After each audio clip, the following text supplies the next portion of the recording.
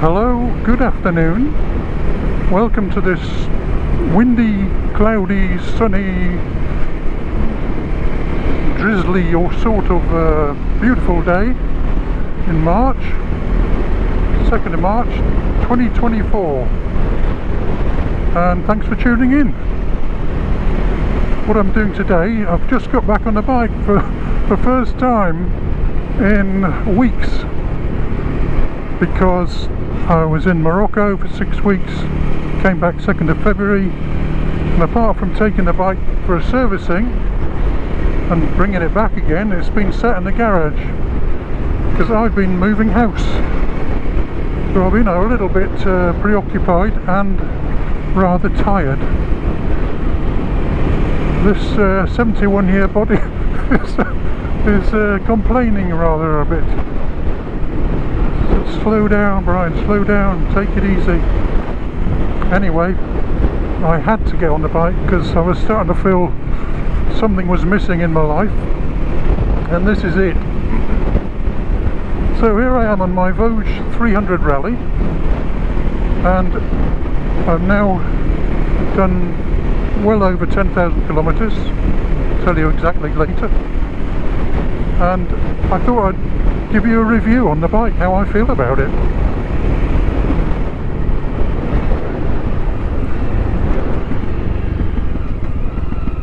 If you haven't watched any of my videos before, you won't know that I had a Triumph Tiger 900 Rally Pro, and then I bought this. So I had two bikes in the garage, both very different, but both sort of adventure bikes, one much smaller than the other. And I'd ridden that Tiger for 30,000 kilometres for 3 years, loved every minute of it. But then I got this, and this is like worlds apart because it's light, agile, easy to manage, easy to maintain, nothing to worry about, simple, no electronics, this, that and that. There's electronic fuel ignition, EFI, which is Bosch on this. And from the first ride on this bike to now, I just love it. I did 4,400 kilometres on a 6-week tour in Morocco, and I never once thought, I don't want to get back on that bike. It was like, this is just an amazing bike. And I've ridden motorways, and I have to say I've got the standard gearing on here, the standard sprockets, standard chain sprocket set, so nothing's changed there. And on the motorway even, although I don't do a lot of it, I had to do some in Morocco to get some distance in, and I was amazed because some big roads, motorways, it would sit quite happily at 100 kph, which is around about 60 mile an hour, fast enough for me.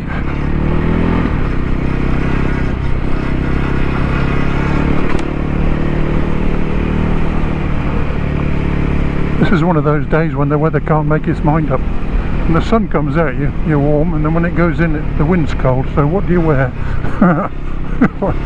You sweat one minute and chill the next. Oh well, that's riding for you. Anyway, I'm saying even on the motorway, the bike did a fantastic job. I was quite happy.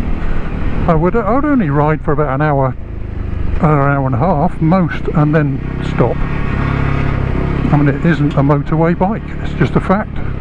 It's a trail bike, but if you need to do that kind of distance on it, some people have put different sprockets on the back and made it very different. And this is what it's for, roads and trails, small roads, and it's just so much fun. I mean, this has given me so much confidence in off-road riding.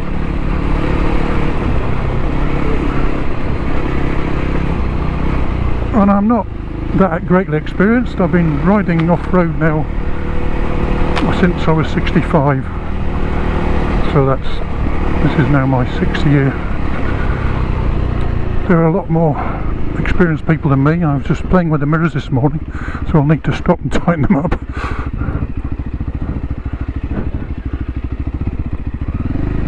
Watch this stuff, slime, slippy.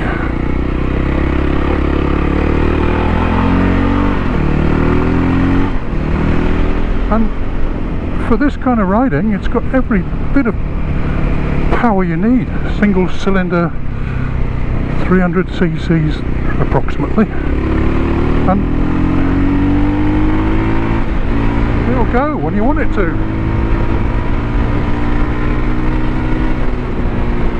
And it'll stop when you want it to. Yeah, they're not Brembo brakes, but you know, they work. And it's agile enough. 21-inch front, 18-inch rear.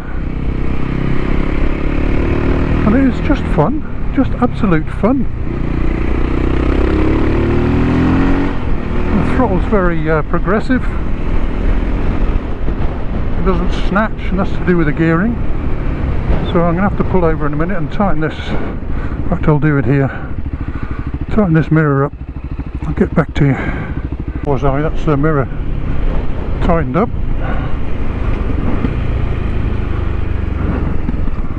So why did I get this instead of the Tiger? Because I'm not really going to be doing long distance road trips, 2 up. I don't need that now, because just not doing that. So ride by on trails and small roads, that's what I prefer to do, and I'm not in a hurry. I like to take my time. And I also went around here in the Algarve. I mean, there's just endless trails of all levels, and I wanted something lighter and more manageable without worrying about an expensive big heavy adventure bike. I know the Tiger's not the heaviest, but heavy enough. Also rather expensive. Oh, here we go.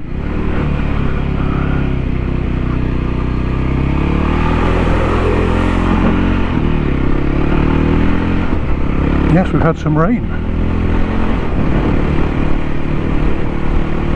So this fit the bill, and the thing is, I had both bikes in the garage, and I would go in and I'd look at them too and say, which one shall I take today? And it was always this. And after 6 months I was looking at that Tiger going, I just don't need it in my life, because it's not the kind of bike I need anymore. And for what I do now, this is absolutely, well, I'd say it's perfect. And obviously here in Portugal, as I've said in my first review, the actual options here are very limited, because I wanted something you can put a bit of luggage on with a rack, which this has. It has engine bars, and it also has a little screen, which is reasonably effective.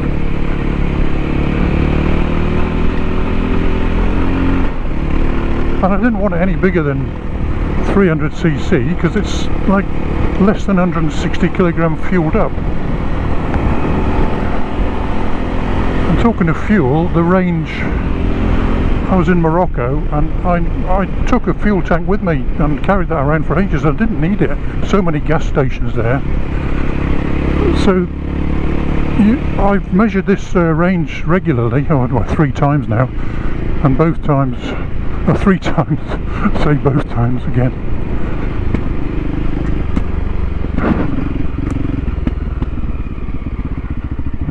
There's a race going on. Yep, here they come. Out the way. No marshal, unusual.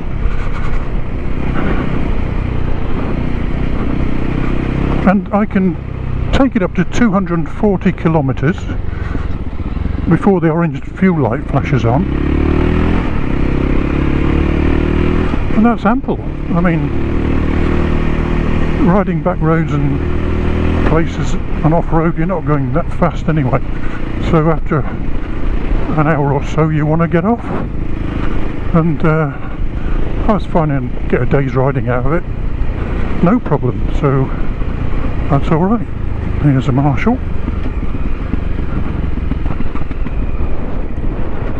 Watch a bit of racing.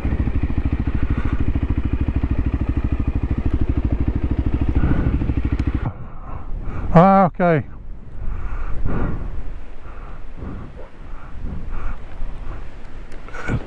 Okay, obrigado.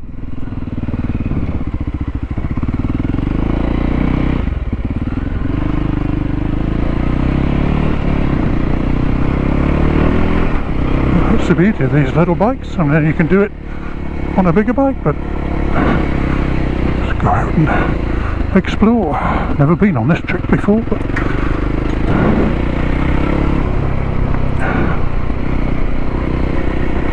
I mean, it's just so agile. It's got the balance right. I mean, I'm not a professional rider, so I started riding off-road when I was 65, so.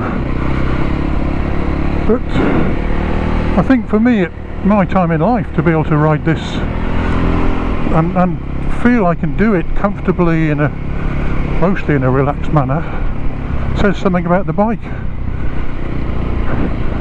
And the throttle doesn't snap out your hands, doesn't twitch you away, very progressive, the balance is good, the weight's good, the ergonomics are good. I'm 6'1", 1m85. I have now what? We're going into a field, it looks like. It's going to be a bit trickier, it's all dug up. Well, here we go.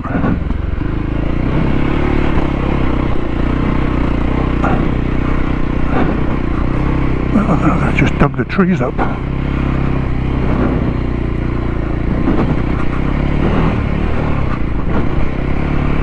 So,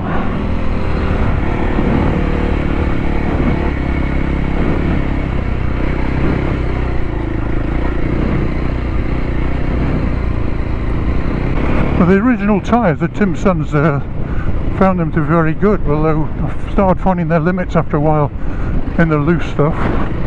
Great 50-50. At the moment I've got Shinko E804, 805 Adventure Trails on, which are really for dry track and very good in sand. I put them on specifically for Morocco, but they're fine here because this is what we get here most of the time. So I'm happy with them. Apparently they're no good in mud. Now then, back up to the main track. Oh, that was interesting. I wonder if we'll see any bicycles come down. The suspension is not adjustable, it's straight out of the box. It's done everything I ask of it.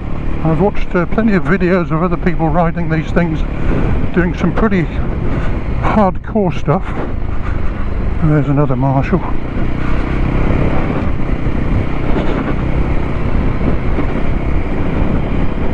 But the question is, I mean, you may have guessed already what I was going to do. I ask a question, do I still like it? Would I keep it? And the answer is absolutely yes. I'll give you a look around the bike in a minute.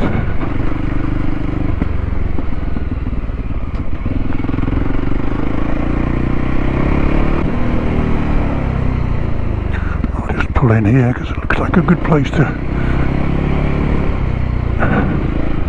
have a talk.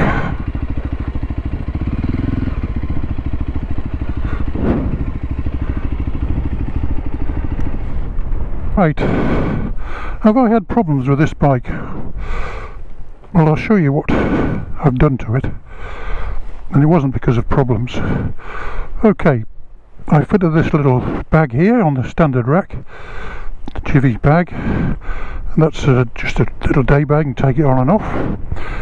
They took the rear foot pegs off because when I used my U-bag in Morocco, I attached it there with carabiners.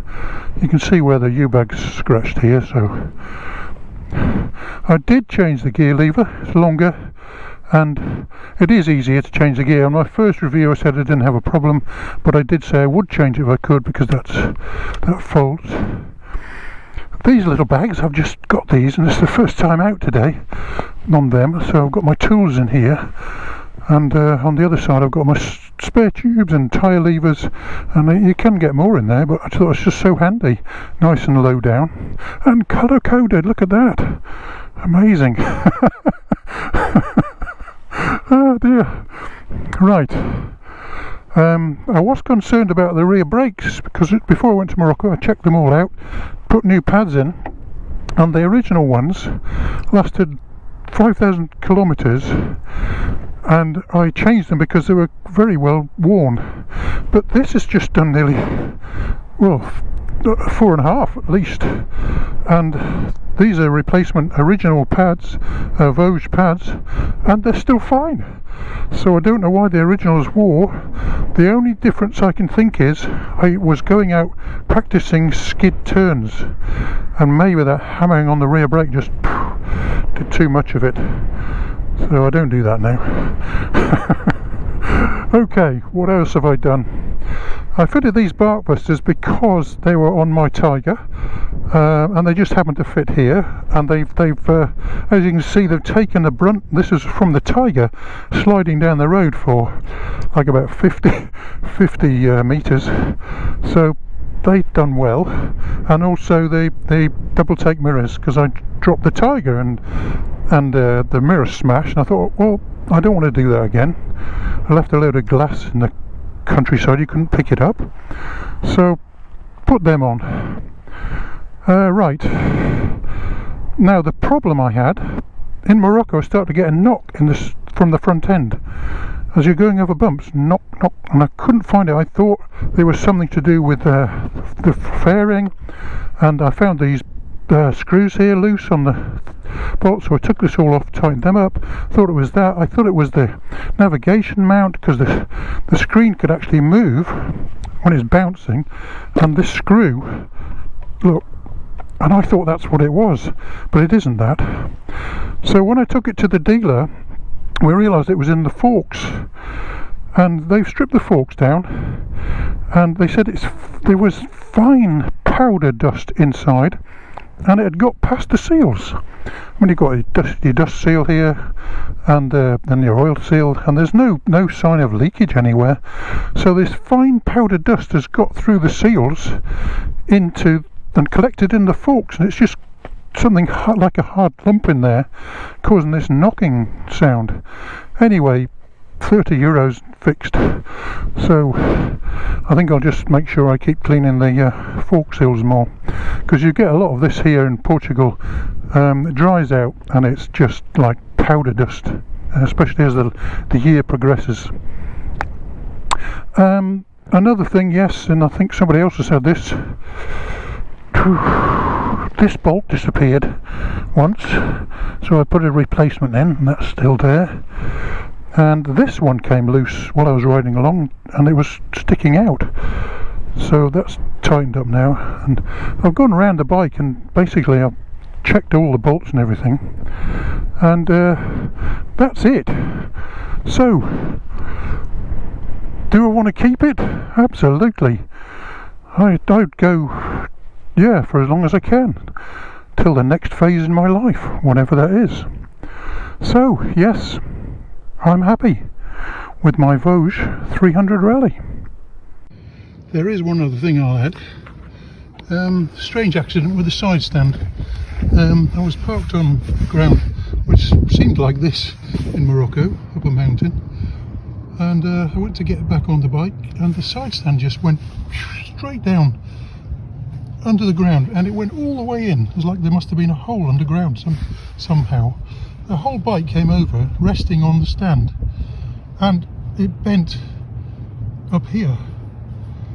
Well, what I've done is I took it to a guy in Morocco. He straightened it, and he's put this weld on here, and they welded a reinforcement bar there, and that's given me so much more confidence that I can get on and off the bike using the stand, using the foot peg. When I had all my luggage on, it was very awkward. So that was strange that that happened, but I'm glad it has, because I wanted to do this anyway. A couple of other things I've done to the bike. Oxford heated grips, and I wouldn't be without them now. I mean, even in Morocco it was darn cold, but they make such a difference.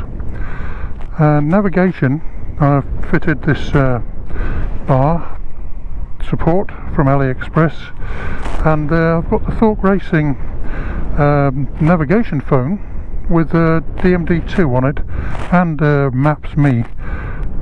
So I go between the two depending on what I feel like. And I think that's about it, really. That's my bike. Oh, one other thing, I've just put this on today actually. I was always looking for somewhere to mount my GoPro remote, and I've had it mounted here and it's not successful, and I tucked it in here but it keeps sliding around.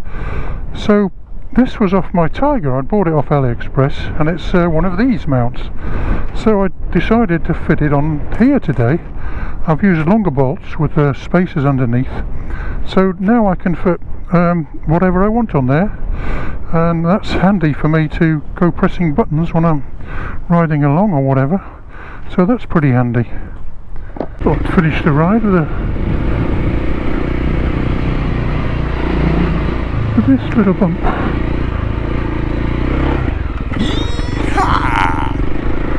Oh, I love doing that.